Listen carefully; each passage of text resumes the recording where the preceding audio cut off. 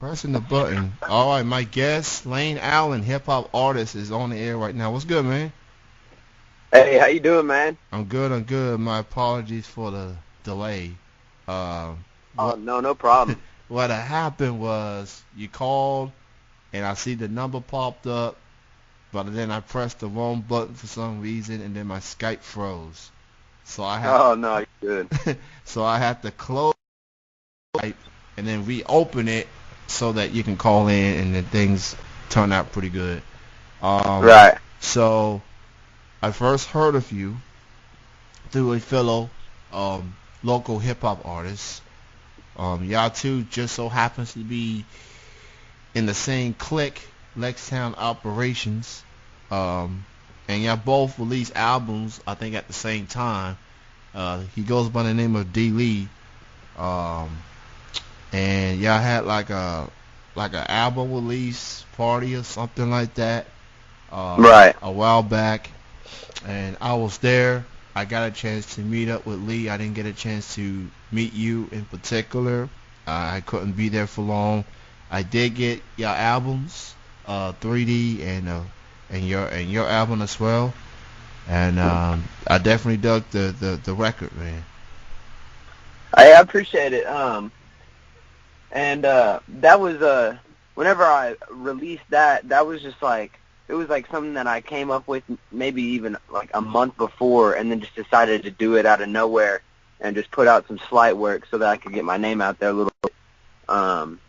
And then this next project that I've got coming out this month is the project that I was wanting to really get my name out there with some good lyricism and some dope sounds for everybody. So the song that you sent me, the name of the song is called Pulse. Is that going to be on your new project? Yeah. Okay. So talk a little bit about the song and what was it like getting it to record it.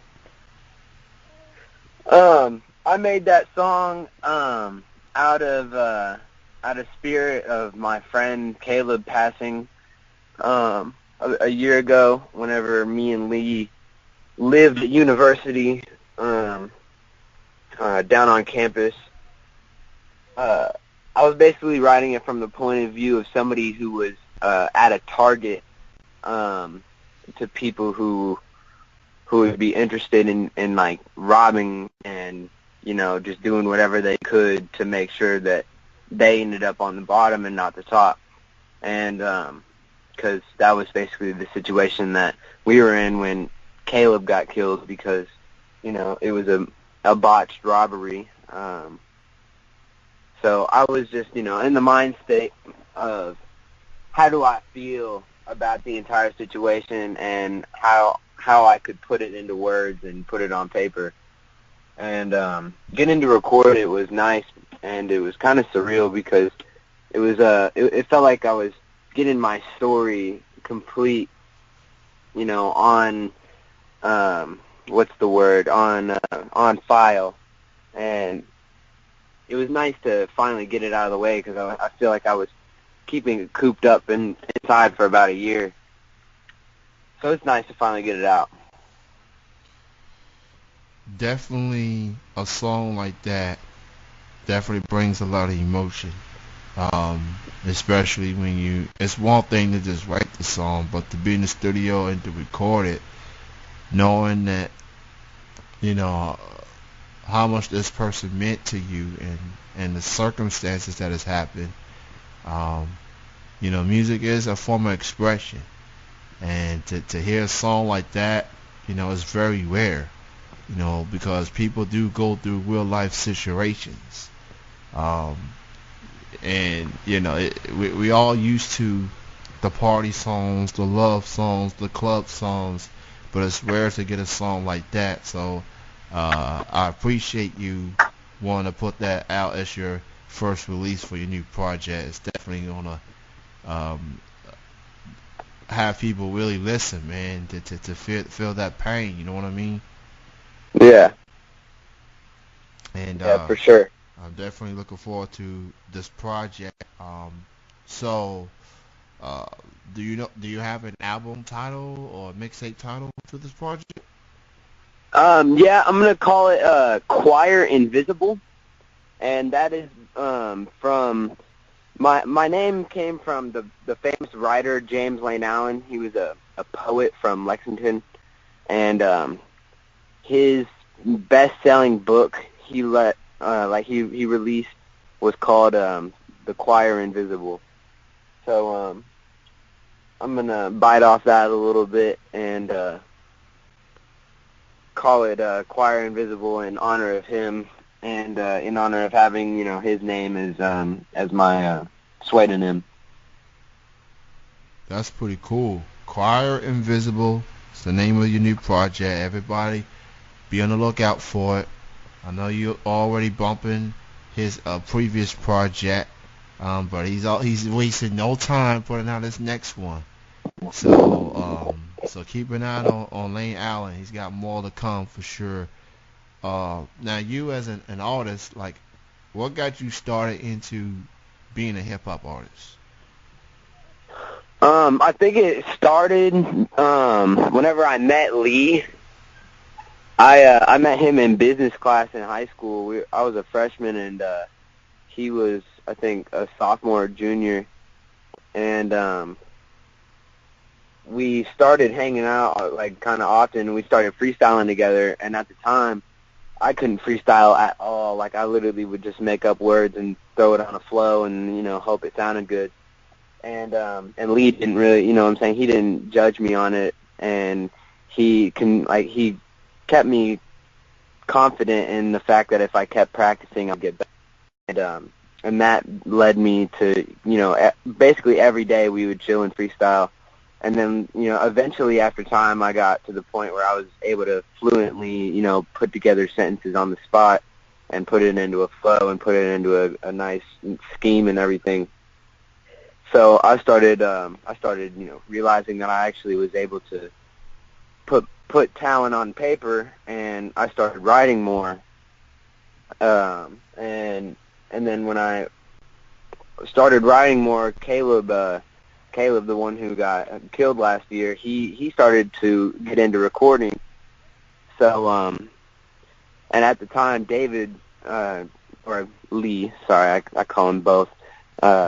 His father had passed, so he was in the process of getting the grants from his family's passing, and he decided to buy a studio. So when that all happened, we all just started writing as many verses as we could, putting them on songs, getting them in there, and just recording everything we could. And then after Caleb died, it kind of turned into a more real thing, like more serious instead of just like putting something on a song, recording it for fun, putting it on SoundCloud. Now it's turned into wanting to actually, put songs on Spotify and iTunes and stuff, and actually get my voice heard. So I've met D-Lee. I met him at Al's Bar a couple years ago. He performed at a show called Brown Sugar, which was hosted by Divine Kawama, who I just went into the other day. Shout out to Divine for all he do for hip hop and the local scene and the community and everything. And I met him around the time that his pops passed away. And another family member passed away too, and that was prior to the Brown Sugar performance he had. And one thing I noticed that for a guy who's going through a rough time, he kept his head up. He performed, he killed it, and he's one of the most humbling human beings I've known, not just in the local music scene, but in my life. I mean, he's a down-to-earth dude, and it's easy to root for a guy like him to get himself heard, and I'm proud of him, what he's been able to do. And that 3D project is fire. If you haven't heard it, you need to go hear it, man. 3D for D-Lee, he's on his way. He's definitely, alongside with yourself, the future of Lexington hip-hop, or Central Kentucky hip-hop altogether. Yeah. But he's definitely on to some big things. I shout out to that dude for real. Um, Yeah, he's an incredible artist. The way he puts flows together is unbelievable. I mean, he's definitely a true MC for sure.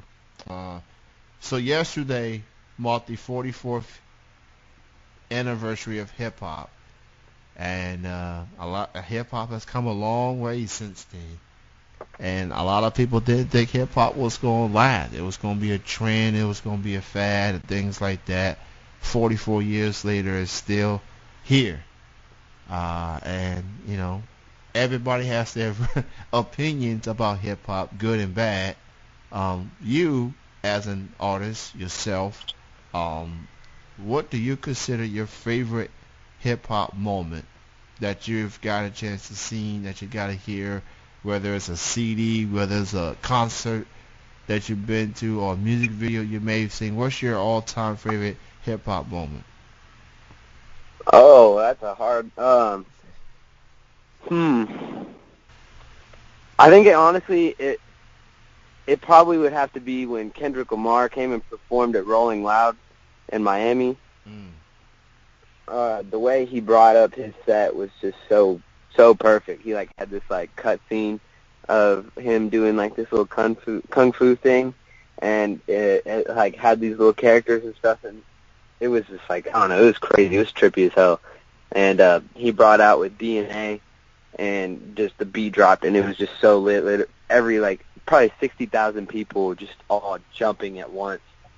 It was probably the most lit concert I've ever been to. It's either that or, as cliche as it sounds, I don't even really like Lil Uzi, but Lil Uzi's concert, whenever he jumped off that second story balcony thing, that was unreal to have seen close up and personal. We were within like 20 feet of that probably. So both of those were in the same weekend. Both of those coming close first and second. Wow.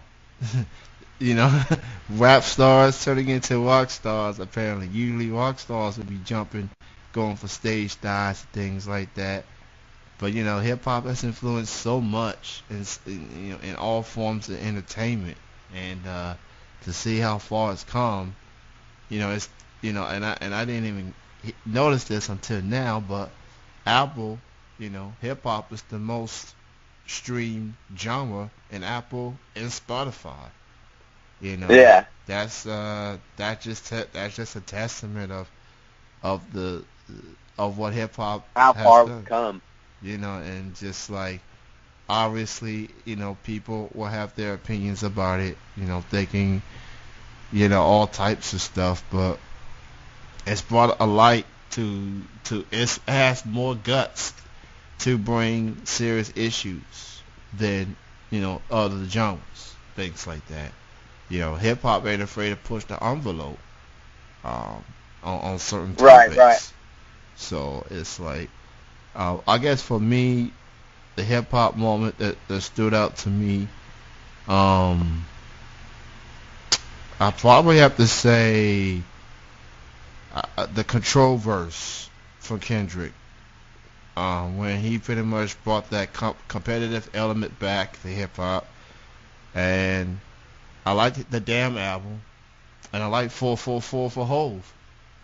Those are like the two albums that like neck and neck as far as my favorite hip hop albums out right now. So I got a chance to see Coolio, and I got a chance to see Wild Bass, Tone Loc at the '90s show a couple of months back. Made me feel like a kid all over again. Appreciate what hip hop. I felt like a kid that night. It was lit as well. So now for you, obviously you got the new project on the way. Anything else in particular, like maybe upcoming shows?